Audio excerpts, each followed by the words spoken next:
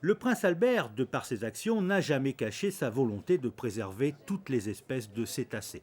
C'est donc avec un grand intérêt que le souverain a assisté au vernissage de l'exposition Monaco et la conservation des cétacés.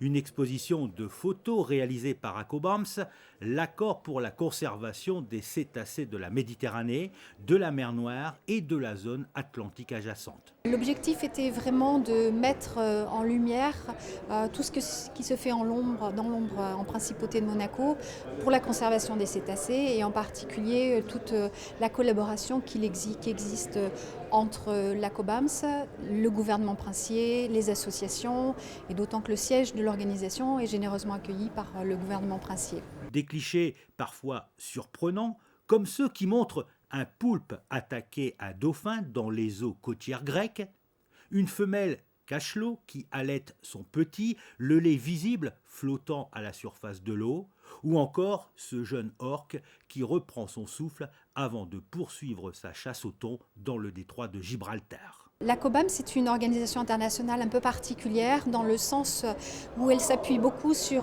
ses partenaires qui sont des ONG qui s'impliquent dans la conservation des cétacés.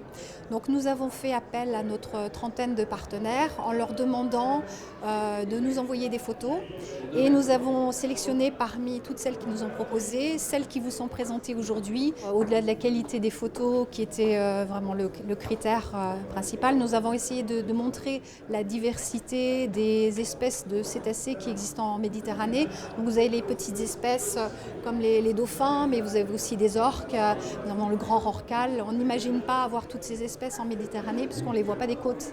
Et l'occasion de rappeler qu'il existe entre 80 et 90 espèces de cétacés, dont plusieurs ont disparu à cause de la pollution, des pêches intensives et surtout des tueries lors de chasse.